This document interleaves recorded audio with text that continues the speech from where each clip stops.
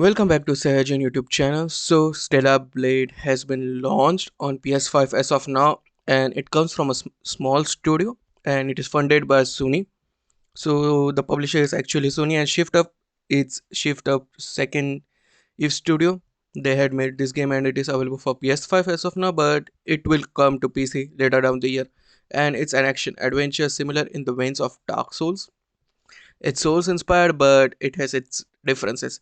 Like, it's not that brutally challenging and stuff. It's challenging, but it's flashy and it's cool. It looks nice, and overall there is an emphasis on exploration. Along with it, you are investigating stuffs and things. So overall, it's pretty nice. And yeah, the game feels pretty smooth overall, and the setting is basically you are a last survivor, not a survivor, but you are a robot kind of a thing which is sent on Earth, and you are fighting this nutty boss, and you have to reclaim your lost home. And in this game you play as Eve and her squad are deployed from the colony to fight against the nutty boss and to take back Earth basically. And along the journey you will meet various survivors named Adam, or who leads to her to Sion, or the humanity's last surviving city on Earth. And there you will do side quests. Some side quests are not that good looking, like they are not made perfectly as such, but the boss fights and everything else is literally perfect. Like, yeah, you will feel pretty nice playing this game, and it's pretty cool and it's flashy. There are two kinds of moves when like it's basically based on parry abilities as such. And there are two kinds. One, if it's like flashes blue and you parry it at a perfect moment, you will dodge it and you will get behind, which stuns the enemy, and then you can destroy it. And there is also skill trace, regular skill trace as such. There are also beta abilities. Here they are called beta abilities, which is there for the right trigger, so you can do some special abilities. And there is also a purple block button when enemy is going to attack, and it sparkles purple or violet. I will say purple. And you parry it perfectly, you will do a flashy move where it's stunned and you get on uh, you dodge a bit back, and the enemy is stunned, exposing its weak point, and you can shoot it.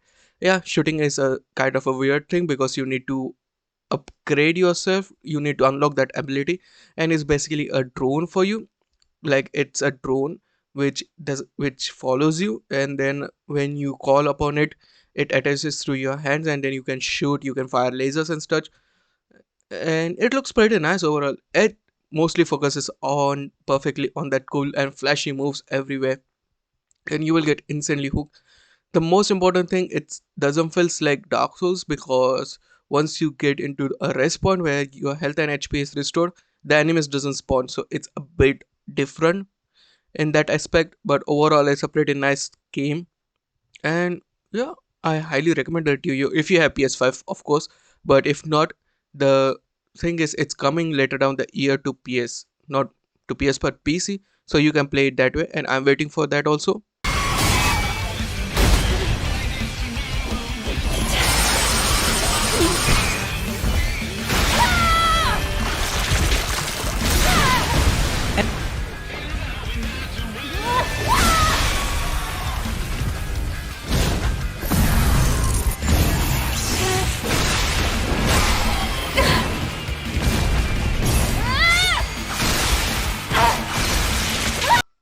Also, at the same time, as you can see, that boss fight was insane, and there are sub bosses also. And bosses and sub bosses just kick ass. It's just as the Soul series says, you need to get better. The game is not that challenging, it's more of a brawler kind of a game, but at the same time you need to be perfect.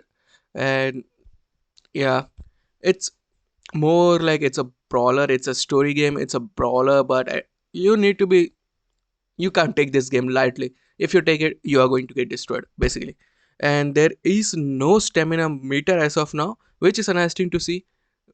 You have this block meter where it fills up as you get blocked and stuff like that. And also the annoying part is it controls a little bit the camera placement, because there's no direct lock on. So it's a bit weird because you can't log on to a single enemy, and with its strike. If there are multiple enemies, it hit everywhere, so it's a bit weird in that scenario. Like in a one-on-one fight, the controls are pretty nice and all, but when you have 4 or 5 enemies on the same space, then yeah, it's a bit weird because you will hit everybody and you take lots of damage. Also, there are armor pieces, there are beta cores, there are armor pieces, there are exploration, so you can explore and upgrade your equipments. You can essentially make clothes for if there are tons of clothes, tons of cosmetics, and these are not just for shoes. Like if you put a heavy armor card of an equipment, then your shield is too much, like yeah, your shield gets affected. But if you have a light clothing, then you can take lots of damage. So these things are also different, and you can essentially dress if however you want. And this feels like a semi open world game, similar in the veins of Final Fantasy 7 remake, not Rebirth. Rebirth has zones. This feels like more like a match between remake and Rebirth. Overall, the game is pretty soon, and you should definitely experience this game, not for its story per se, but for everything else. Story is also nice. Sometimes it feels weird. The voice acting and everything else feels weird in some submissions, some subquest and stuff like that. But overall, it's a pretty solid offering. And this is their first game. Like this studio never made a full-on action out adventure game, and for their first thing, it's a pretty solid offering. And yeah, I'm pretty excited. There are things that the more cosmetics will be added through DLCs and stuff, so you can have tons of time into it. But I'm excited, and everything looks pretty nice. It's a pretty flashy game. So if you are a fan of those kind of a game, this is a game for you. And yes, that's it from me today. What do you think about the review? Sound of your thoughts in the comment section below. Like, share, and subscribe. And I'll meet you in the next one. Peace out.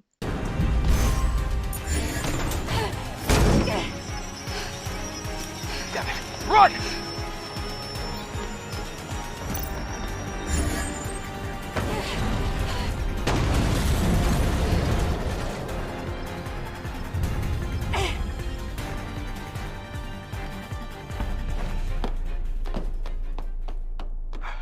That's enough excitement for one day.